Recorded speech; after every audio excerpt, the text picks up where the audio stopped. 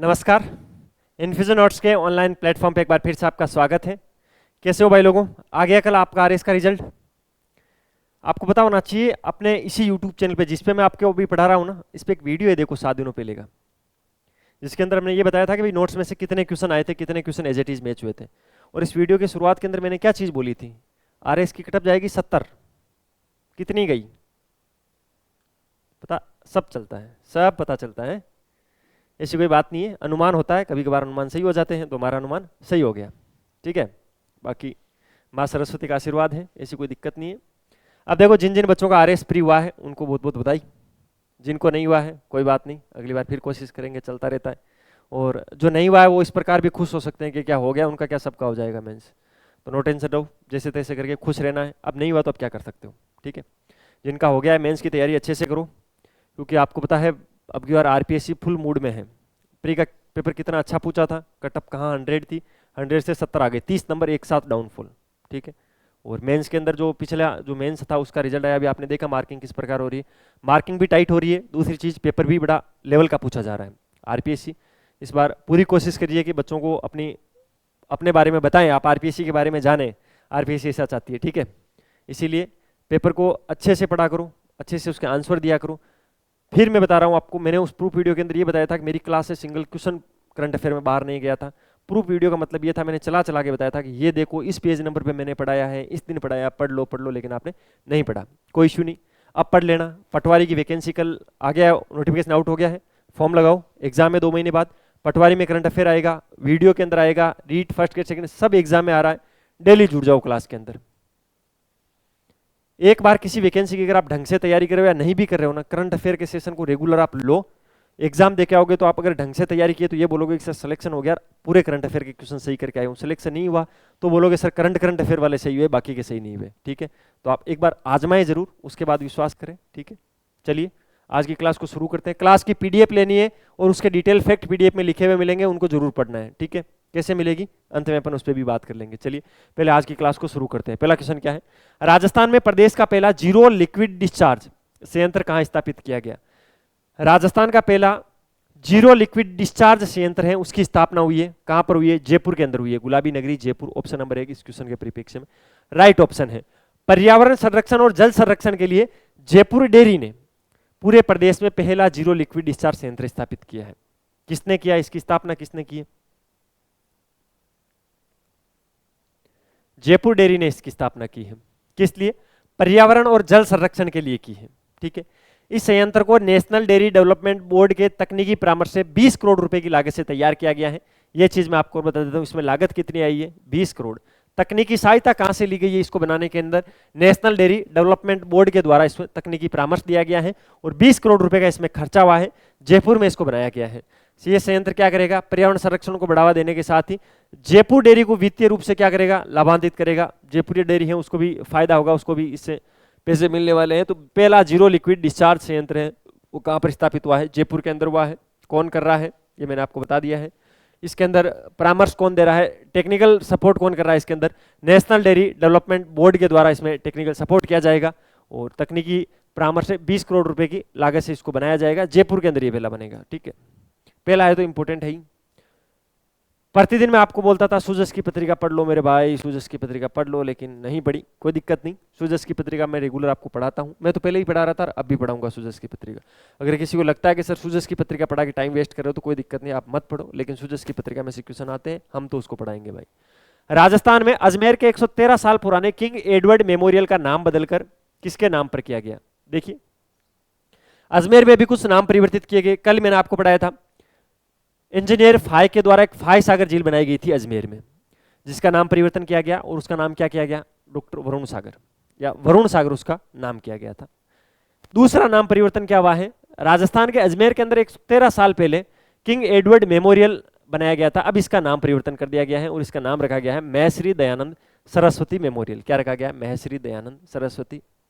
113 साल पुराना है, अजमेर के अंदर है, किंग एडवर्ड मेमोरियल के नाम से इसको जाना जाता था, लेकिन अब इसका नाम बदल दिया गया है, ठीक है। हिंदू दार्शनिक हुआ करते थे, कौन? महर्षि दयानंद सरस्वती, उनके नाम पर महर्षि दयानंद विश्रांत गृह इसका नाम रख दिया गया है, ठीक है। सहकारिता विभाग ने इसका नाम परिवर्तन किया है और अब इसको आधिकारिक रूप से सहकारिता विभाग ने कल ठप्पा लगा के मोहर लगा के इसको डॉक्यूमेंट को भेज दिया है, तो 1-2 दिन में इसका नाम वहां पर जहां पर भी लिखा हुआ था किंग एडवर्ड मेमोरियल, उसकी जगह लिखा जाएगा महर्षि दयानंद सरस्वती। ठीक है।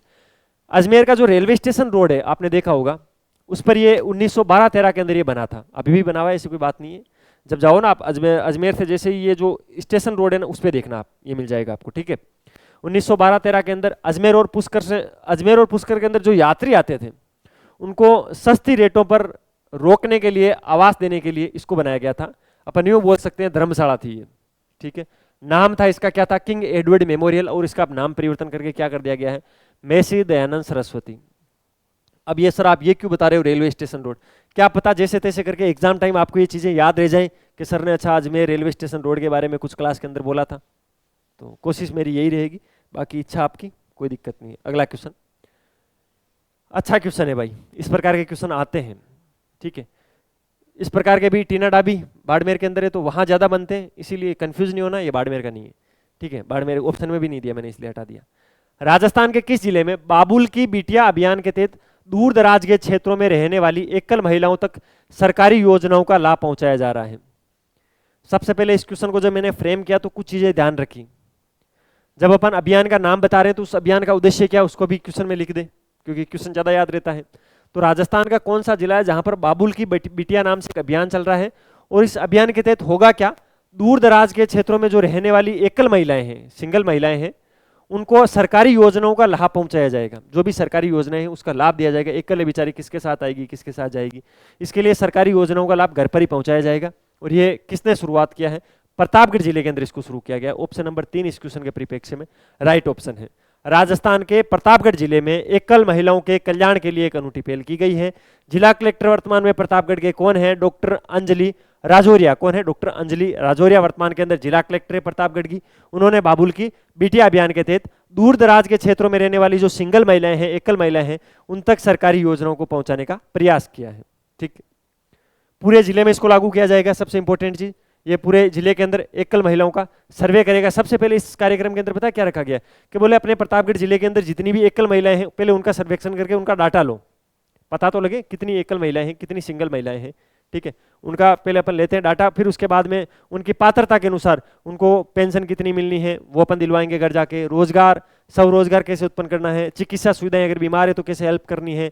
ठीक है, अगर किसी के कोई कानूनी पेच फंस गया है, किसी भाई से लड़ाई हो गई है सिंगल महिला के, या किसी बहन से, भाई बहन से तो होती नहीं, हस्बैंड से ही होती है, तभी वो सिंगल होती है।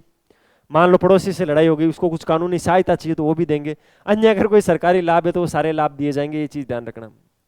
देखो, एक महिला जो होती है ना वो कभी लड़ती नहीं है, लड़ता पुरुष है। ऐसे कैसे हो सकता है सर, लड़ती तो महिलाएं हैं, अभी लड़के नाराज हो जाएंगे। ऐसा इसलिए क्योंकि जो पुरुष होता है ना वो कैसे लड़ता है, महिला अगर किसी चीज पर आपसे आर्गुमेंट कर रही है और अगर आप उनसे वापस समझाने की कोशिश कर रहे हो या उसका जवाब देने की कोशिश कर रहे हो तो वो आपसे लड़ेगी। इसका मतलब क्या हुआ, महिला जो भी बोले वो सच है। ठीक है, तो अगर लड़ाई नहीं करना है, इसीलिए पुरुष कारण है, पुरुष उसको समझाने की कोशिश करता है, समझाना नहीं है, जो बोले उसमें हाँ। ठीक है, यही होता है, कोई दिक्कत नहीं। चलो, अब मुझे तो आप जितना एक्सपीरियंस नहीं है, जब हो जाएगा तो आपको बताऊंगा मैं। अगला क्वेश्चन क्या है वो देख लेते हैं। अजमेर डेयरी के अध्यक्ष कौन है? सीधा सीधा ये तो स्टैटिक्स का क्वेश्चन ही समझ लो, लेकिन ये करंट में खबरों में क्यों रहे हैं। अजमेर डेयरी के अध्यक्ष कौन है जिनको डेयरी में सर्वोच्च सम्मान इंडियन डेयरी एसोसिएशन द्वारा आईडीए फेलोशिप अवार्ड से नवाजा जाएगा? देखो, 2-3 चीजें आपको पकड़ना है। जो आईडीए फेलोशिप अवार्ड है ना, ये डेयरी क्षेत्र का सर्वोच्च सम्मान है। कहां पर लिखा है ये देखो, डेयरी में सर्वोच्च सम्मान। तो डेयरी में सर्वोच्च सम्मान कौन सा है? IDA fellowship award. ठीक है, कौन देता है? इंडियन डेयरी एसोसिएशन के द्वारा दिया जाता है। इस बार अजमेर डेयरी के जो अध्यक्ष है उनको दिया गया है, और वो कौन है? रामचंद्र चौधरी। ऑप्शन नंबर 3 इस क्वेश्चन के परिप्रेक्ष्य में राइट ऑप्शन है। अजमेर डेयरी के अध्यक्ष रामचंद्र चौधरी राजस्थान के पहले व्यक्ति है जिन्होंने इंडियन डेयरी एसोसिएशन के द्वारा राष्ट्रीय स्तर का अवार्ड पाया है। ठीक है, अब देखो, एक तो राजस्थान के पहले व्यक्ति, एक डेयरी क्षेत्र का सबसे बड़ा अवार्ड मिल रहा है, अजमेर के हैं अपने, और वर्तमान में अजमेर डेयरी के अध्यक्ष भी हैं। तीनों दृष्टि से इंपॉर्टेंट है, नाम ध्यान रखना, रामचंद्र चौधरी। ठीक है, अजमेर डेयरी के अध्यक्ष है रामचंद्र चौधरी, और अपने पूरे जीवन में उन्होंने डेयरी क्षेत्र में पशुपालकों के उत्थान में अनेक कार्य किए हैं, जिसके चलते इंडियन डेयरी एसोसिएशन के द्वारा आईडीए फेलोशिप अवार्ड से नवाजा गया है। ये अवार्ड अभी एक्चुअल के अंदर इनको हाथ में दिया नहीं गया है, लेकिन इसकी घोषणा कर दी है। 6 से 8 मार्च पटना के अंदर आयोजित होगा आईडीए डेयरी कॉन्फ्रेंस। उसके अंदर वर्तमान में जो बिहार के मुख्यमंत्री हैं, कौन, सबके हैं, नीतीश कुमार हैं, वो इनको ये अवार्ड देंगे और डेयरी क्षेत्र का सर्वोच्च पुरस्कार होता है। रामचंद्र चौधरी के बारे में सारी चीजें आप क्या रखोगे, ध्यान रखोगे, क्योंकि एग्जाम के अंदर ये चीजें आ सकती हैं। ठीक है, अब चलते हैं थोड़ा अगले क्वेश्चन पे। अगला क्वेश्चन आया नहीं भाई, कोई दिक्कत नहीं, आ जाएगा। ये स्पोर्ट्स सेक्शन में राजस्थान में इंपॉर्टेंट है, इस प्रकार के आजकल राजस्थान में क्वेश्चन पूछे जाते हैं। कुंडो इंटरनेशनल फेडरेशन द्वारा जुलाई 2025 में बुल्गारिया यूरोप में कुंडो विश्व कप में राजस्थान से कितने खिलाड़ी भारत का प्रतिनिधित्व करेंगे? तो भाई कितने करेंगे? 18 खिलाड़ी। कुंडो इंटरनेशनल फेडरेशन के द्वारा जुलाई 2025 में, यानी जो आगामी जुलाई है, उसमें बुल्गारिया यूरोप के अंदर, बुल्गारिया कहां पड़ता है? बुल्गारिया यूरोप का देश है, वहां पर कुंडो विश्व कप का आयोजन होने वाला है, जिसमें राजस्थान से 18 खिलाड़ी भाग लेंगे। ये चीज आपको ध्यान रखनी है। ठीक है, जुलाई 2025 बुल्गारिया यूरोप में कुंडो विश्व कप का आयोजन होने वाला है और इसमें राजस्थान के 18 खिलाड़ी भाग लेने वाले हैं। सारे 18 खिलाड़ी इंपॉर्टेंट नहीं है, लेकिन जब भी इसमें से कोई मेडल जीतेगा तो मैं आपको बता दूंगा, कोई दिक्कत नहीं है। मुख्यमंत्री श्री भजनलाल शर्मा शपथ ग्रहण समारोह में शामिल हुए, मैंने आपको पहले ही बता दिया था। दिल्ली के मुख्यमंत्री पद की शपथ श्रीमती रेखा गुप्ता को बधाई दी। ये रेखा गुप्ता जी हैं, इनको बधाई दे रहे हैं। कौन दे रहे हैं? ये अपने भजनलाल जी दे रहे हैं। ठीक है, ये प्रेमचंद बेरवा जी हैं, ये दिया कुमारी जी हैं, तो ये राजस्थान के मुख्यमंत्री हैं। ये राजस्थान के 2 उप मुख्यमंत्री हैं, और ये कौन है? ये दिल्ली की मुख्यमंत्री रेखा गुप्ता है। ठीक है, इससे ये बताना चाहता हूं मैं, दिल्ली की नई मुख्यमंत्री रेखा गुप्ता बनी है। वैसे आप जो इंडिया करंट अफेयर की क्लास है उसको देख लेना, मैंने बता दिया है। पीपीआर टीकाकरण, राजस्थान देश में पीपीआर टीकाकरण के अंदर अव्वल है भाई। राज्य में 78% पशुओं का टीकाकरण हो गया है। क्या मैटर है पूरा बताता हूं। विश्व पशु स्वास्थ्य संगठन तथा भारत सरकार के प्रतिनिधि बुधवार को राजस्थान में पीपीआर, पेस्टिडेस पेंटिजेट रूमिनेंट उन्मूलन और निगरानी कार्यक्रम के अवलोकन के लिए जयपुर पहुंचे। मुख्य कार्यकारी अधिकारी डॉक्टर आनंद सेजरा ने कहा, राजस्थान बकरियों की संख्या की दृष्टि से देश में पहले स्थान पर है, जबकि भेड़ वंश में तीसरे स्थान पर है। राजस्थान में पीपीआर रोग की स्थिति पर विस्तार से चर्चा की गई। विश्व पशु स्वास्थ्य संगठन के सदस्यों ने राज्य में पीपीआर कार्यक्रम की प्रशंसा करते हुए सुझाव दिया कि टीकाकरण का यह कार्यक्रम सेरो मॉनिटरिंग के आधार पर किया जाए तो इसका और अधिक लाभ मिल सकता है। पशुपालन निदेशक हूँ, ये मैंने पढ़ा दिया। ऐसे में पीपीआर के संक्रमण का खतरा भी अधिक नहीं होगा और 78% पशुओं का टीकाकरण हुआ है। राजस्थान प्रथम स्थान पर है, ये चीज आपको ध्यान रखनी है। राजस्थान देश में अव्वल है पीपीआर टीकाकरण में।